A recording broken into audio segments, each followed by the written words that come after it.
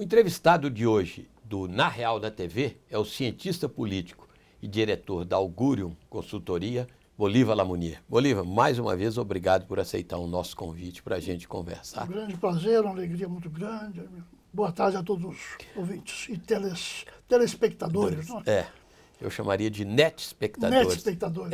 Eu estou procurando a palavra. Bolívar, nós como sempre, né, atualmente no Brasil, a gente só começa a conversar, né, surpreendido um pouco antes com mais um turbilhão político, né? Hoje cedo saiu a primeira condenação do diretor, né, presidente, né? Eu acho que agora está licenciado, né, da Odebrecht, Marcelo Odebrecht, e mais alguns outros diretores da empresa e mais condenações para outros envolvidos na Lava Jato, como o Youssef, o diretor da Petrobras.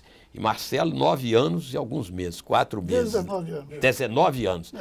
O Bolívar, isso é mais um fogo, muito fogo nessa fogueira, né? Mais gasolina nessa fogueira. Você acha que isso muda muito o ambiente que já nós estamos vivendo hoje, né? Que recrudesceu muito depois da revelação de trechos da delação premiada do Delcídio, depois com a condução coercitiva do Lula para depor e as reações gerais e tudo.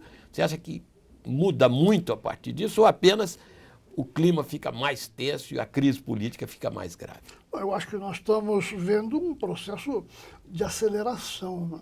Esses fatos todos que você mencionou, cada um isoladamente e todos eles tomados em conjunto, provocam uma aceleração muito grande do processo. Você veja, raciocinando um pouco, né? O fato de que agora o condenado é preso já após a decisão na segunda instância. Isto faz o indivíduo que é réu, que está para ser condenado, pensar muitas vezes, né? A pressão para ele fazer a delação premiada é muito grande, porque se eu vejo o Marcelo Odebrecht condenado a 19 anos, vamos que ele tem 50, 55 anos, não sei quantos anos ele tem. Por volta de 50. Por volta disso, né? Quer dizer, então, é quase passar o resto da vida na cadeia, né? Vai lá que diminui por isso e por aquilo, tem atenuantes, né? Eventualmente existem atenuantes, mas o fato é que nessa altura da vida você encarar uma sentença dessa extensão é uma coisa seríssima. Depois, em linguagem militar, nós temos a expressão o teatro de operações, não é verdade? Bom, o nosso teatro de operações no Brasil hoje é o teatro judicial, que nós estamos procurando provas, entendendo essa palavra no sentido judicial, no sentido que está nos estritos termos da lei.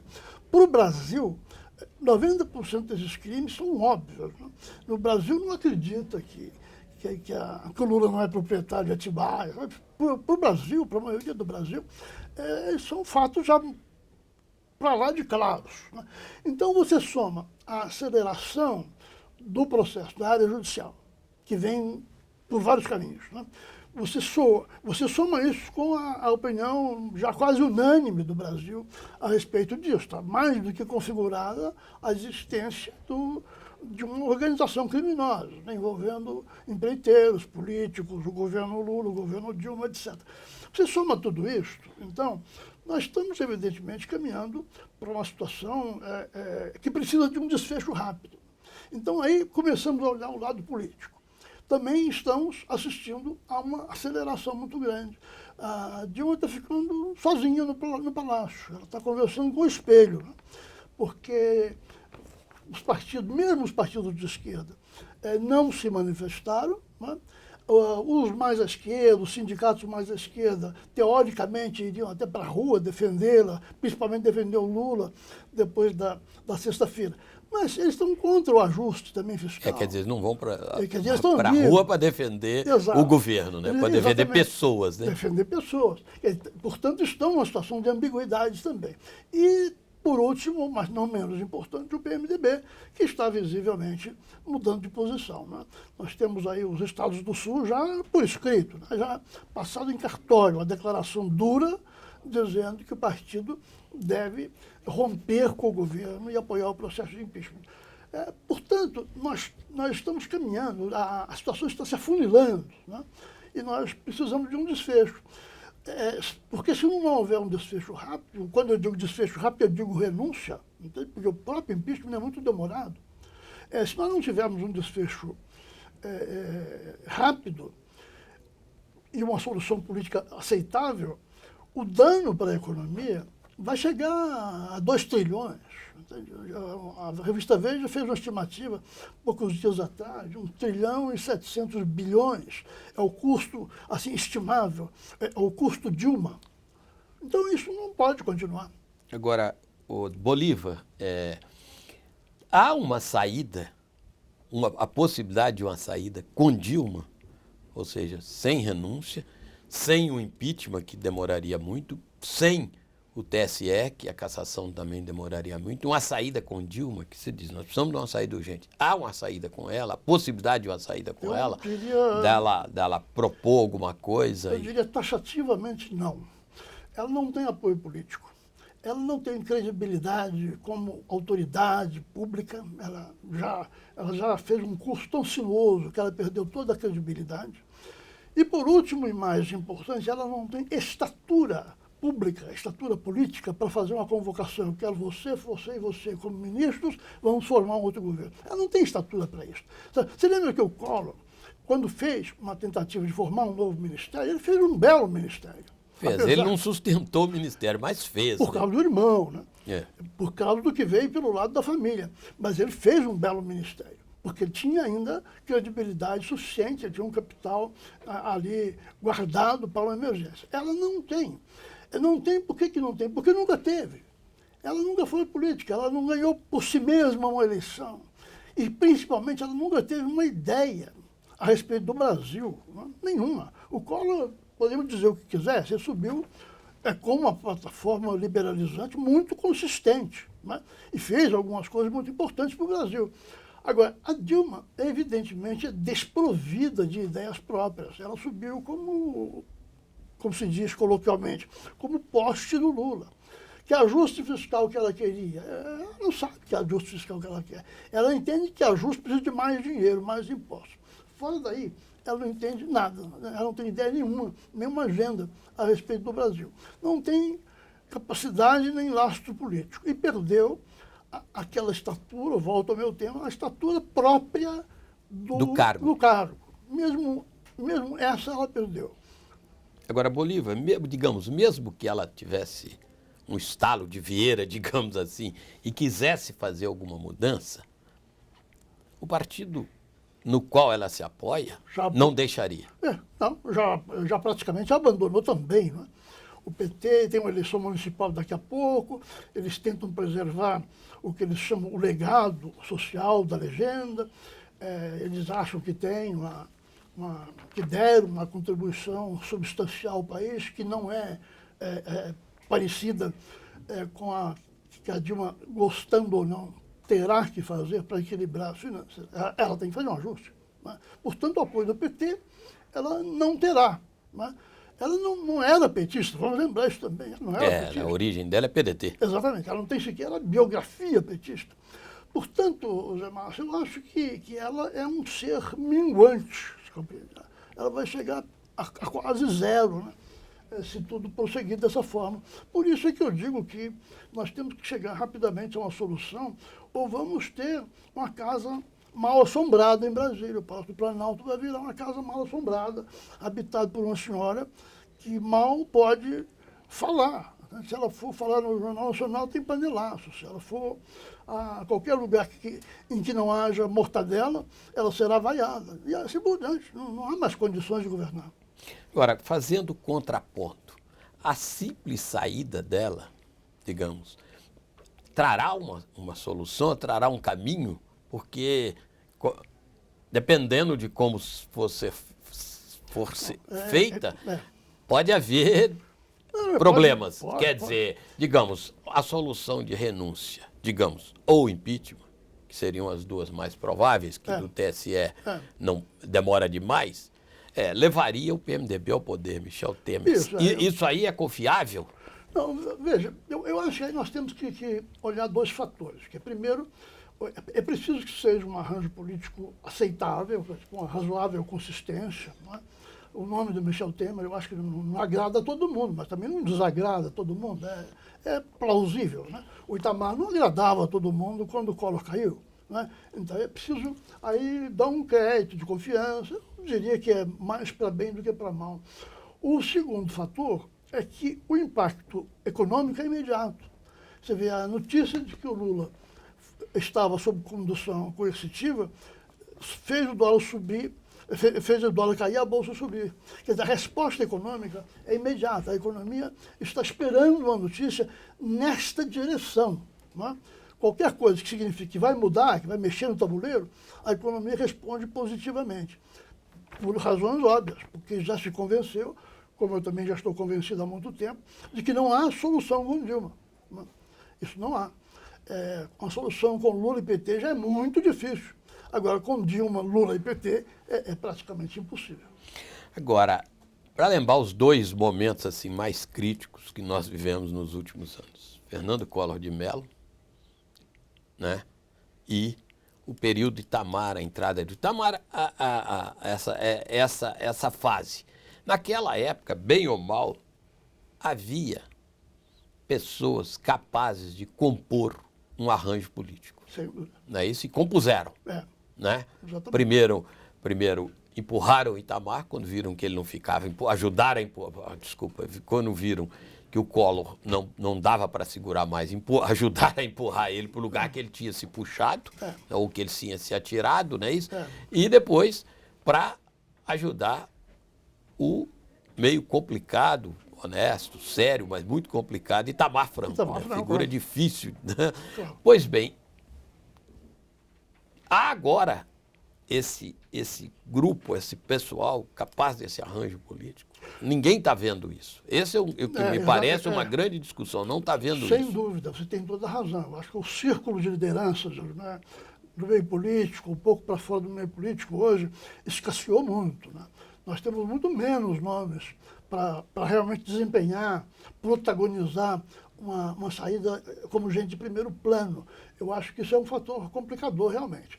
Então, eu creio que para nós entrarmos numa trajetória de normalidade, essa resposta da economia vai ser muito importante. Né? Ela vai, de certa maneira, criar a colaboração política e fora da política que, no momento, nós não vemos. Você tem toda a razão de chamar a atenção para este ponto, porque o Itamar Franco, ele tinha fama de turrão, né? de sujeito impaciente. E era um pouco, né? E era, ou se era. Mas ele tinha fama de honesto e era honesto. Né? Ele era, como se dizia em Roma Antiga, ele era e parecia honesto. Ele teve os primeiros meses muito agitados. Você lembra que ele teve 3 ministros da Fazenda, em poucos meses? Então, essas pessoas em volta, isso que eu chamei o círculo de lideranças, também se comportou com muita habilidade, dando um certo tempo para ele se acomodar à cadeira, na presidência. E houve um momento em que as coisas se encaixavam. Ele nomeou o Fernando Henrique ministro da Fazenda. Aí a resposta foi universal. Né? O Fernando Henrique tinha credibilidade, era bem quisto, a economia viu ali um bom sinal, as coisas aprumaram. O Itamar continuou turrão, mas o Brasil não sofreu com isto. Agora, se você salta para hoje, a Dilma também é turrona. Né? É mal-humorada, é truculenta. Agora, ela é uma fração do Itamar no resto. Né? Pode ser que seja honesta também, não sei. Não há sinais ainda de desonestidade. Não há sinais de desonestidade. Mas que está muito perto da desonestidade, tá? Né? Que pisou, esteve em reuniões e não se informou do que se passava, como no caso de Passadina, para mim é espantoso. Né? Para uma pessoa tida como competente, conseguir sentar na cadeira de presidente do Conselho de Administração e não se informar de nada, para mim é espantoso. Eu não estou dizendo que ela fez isso por desonestidade, mas, digamos, ela não é uma pessoa em quem você possa confiar como capaz de detectar a corrupção. Isso ela não foi. Né? Não foi mesmo. Exatamente. A essa altura, o esquema de corrupção da Petrobras estava de rédea solta há muito tempo. Agora, então, olhando, Bolívar, que eu acho que é uma visão mais ou menos unânime, de que dentro das forças políticas não há lideranças capazes de fazer essa aglutinação, até porque a oposição é vacilante, a oposição está extremamente dividida. Parte dos interessados, quem está no jogo está interessado demais nas suas coisas, que é o PMDB. Né?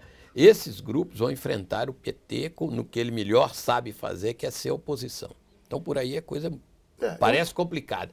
Agora, você vê fora da política algum sinal de que possa vir alguma coisa, possa sair alguma coisa? Por exemplo, do setor empresarial, que está muito incomodado. Eu te faço essa pergunta porque por volta de agosto, os empresários, quando parecia não, a vida da presidente Dilma estava de novo complicada, alguns empresários se mobilizaram, tiveram conversas em Brasília, inclusive com gente do PMDB, com gente da oposição, né? Todo mundo se lembra disso, Sim.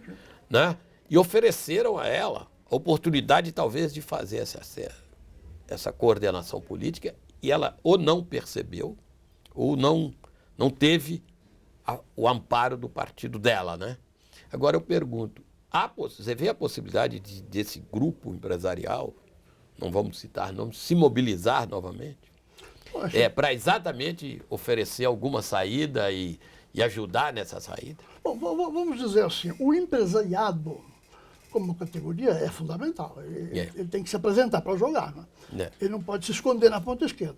Quer dizer, então ele precisa se apresentar, ali um processo interno de filtragem, de contatos, terá que fazer surgir algumas lideranças, e elas têm que se apresentar para jogar. Agora, se você me perguntasse hoje, eu diria que não estou vendo esse processo. Eu acho que a parte corporativa, as federações, estão muito enfraquecidas. Né? São fracas, né? Sempre foram fracas e recentemente, quando fizeram uma manifestação, foi uma manifestação pró-Dilma muito fraca, publicada pelos jornais do Rio de Janeiro e de São Paulo, uma iniciativa, a meu ver, mal concebida. Né? E fora das federações, você tem alguns nomes importantes, mas eles não estão. Já há algum tempo eles estão sem um protagonismo real. Né? O que me surpreende, né? Porque uma economia em recessão deste tamanho era para as lideranças empresariais já estarem presentes. Estão mais ausentes do que é razoável supor quando você tem uma economia com quase 4% de contração em 2015. É hora do empresário se manifestar. E caminhando para mais 4% e assumir este uma ano. Estatura, não é? E caminhando para mais 4%. Agora, Bolívar, um outro aspecto que começou a frequentar aí as observações a partir das duas aparições do ex-presidente Lula no sábado, né? A convocação dos adeptos dele para ir para a rua defendê-lo e defender a presidente Dilma Rousseff. Coisa legítima, embora talvez ele tenha extrapolado um pouco no tom. Você vê riscos de algum confronto social? Eu acho que... Sério, mais sério. Talvez as escaramuçazinhas possa haver. Eu acho que escaramuças, infelizmente, nós vamos ter. É muito provável que ocorram, né? Assim, em pequena escala, em muitos lugares e tal. Agora, eu não vejo, sinceramente, no PT, nos grupos que gravitam em torno dele, capacidade de um enfrentamento maior, né? Veja bem, seria um enfrentamento inusitado na história brasileira. Né? Seria um segmento de esquerda, de sindicatos, de partidos, contra as instituições brasileiras, contra a justiça que está em seu melhor momento. Está mostrando a que veio, está dizendo que isso aqui é uma república, aqui cada um tem o mesmo peso perante a lei. Quer dizer, neste momento, viriam para a rua milhares, dezenas de milhares de pessoas para enfrentar o quê? O Estado brasileiro? Eu acho que não, eu acho que não faria o menor sentido. Aí você mencionou o Lula, né?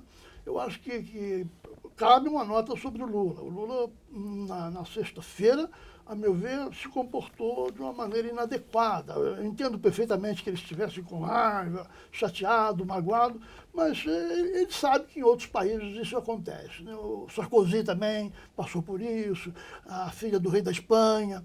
Então, veja, ele podia ter sido mais prudente, mas eu entendo, vai lá, que ele queria desabafar, desabafou, está tudo bem.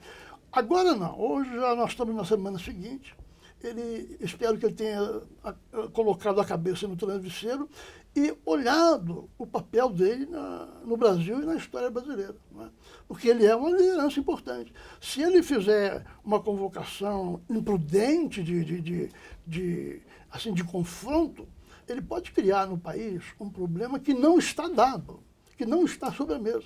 Se isso acontecer, a responsabilidade será exclusivamente dele, porque isso não é o que está na cabeça de ninguém. Não há, nem nas instituições, nem fora delas, ninguém pedindo confronto. Pelo contrário, as pessoas estão querendo desanuviar isso, resolver o mais depressa possível a pendência na área criminal. Agora, olhando o Lula, você lembrou bem, é uma liderança, ainda tem muita liderança, Sim. embora esteja se esmaecendo, talvez, por todas essas histórias nas quais ele é apresentado como suspeito, não é isso? Você acha que ele é politicamente, para o futuro, ele é uma carta fora no baralho ou não? Não, eu não diria que é fora do baralho, de jeito nenhum. Eu acho que o Lula, se conseguir explicar a situação em que ele se encontra, e eu adianto, não é fácil explicar, eu acho que há coisas muito graves pairando sobre a cabeça dele, né? Mas suponhamos que ele explica para satisfação da justiça e de maneira adequada perante a lei e volta candidato. É uma carta muito forte. O Lula tem... Aí volta, inclusive, reforçado. Reforçado, como quem passou a limpo a biografia. O Lula tem muito voto, né? Não é um homem muito hábil. Eu não descartaria, não.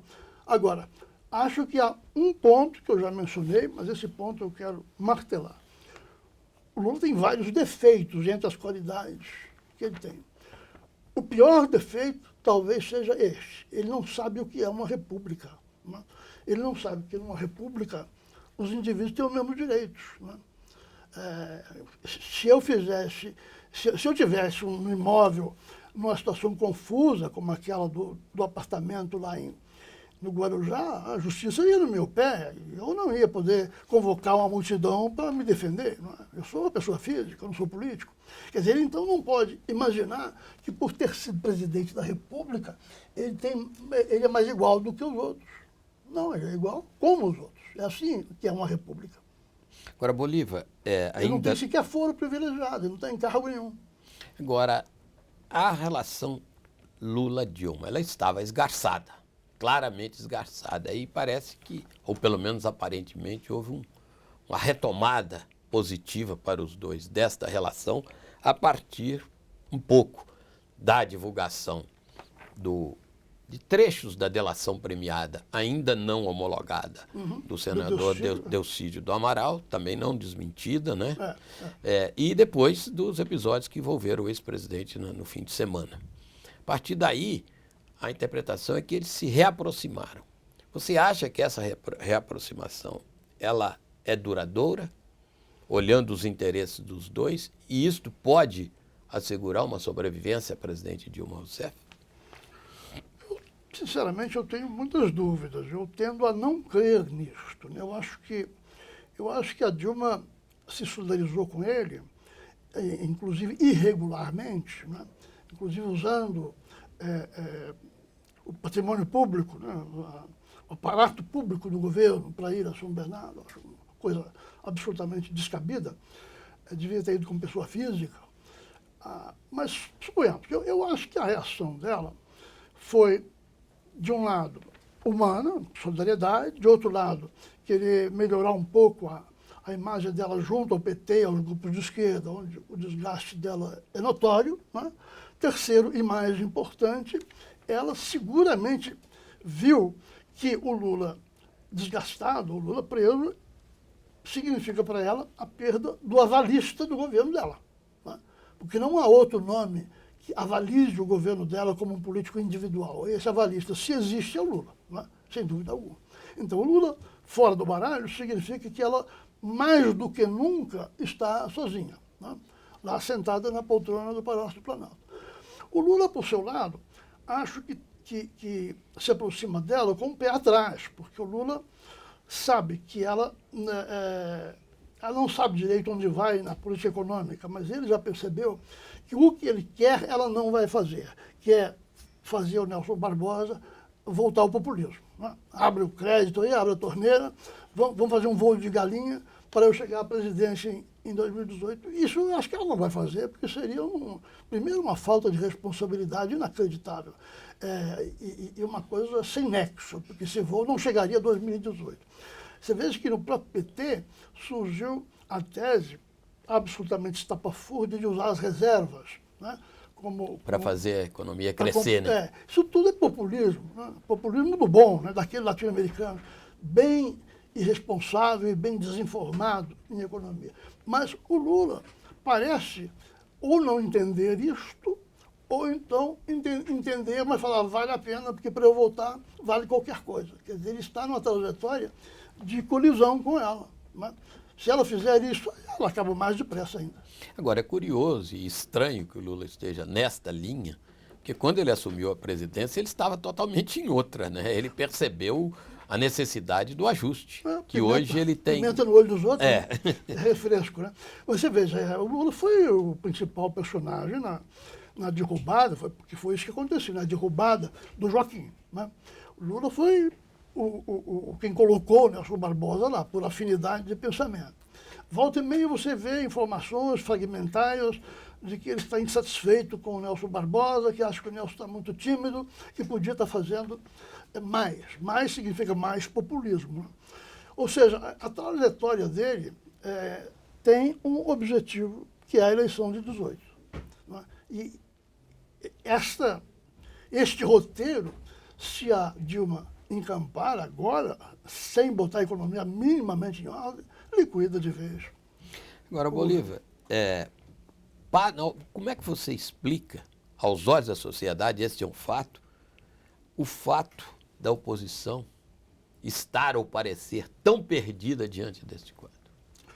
Primeiro, a fraqueza política, né? A oposição institucional, parlamentar, saiu muito enfraquecida da eleição de 10, né?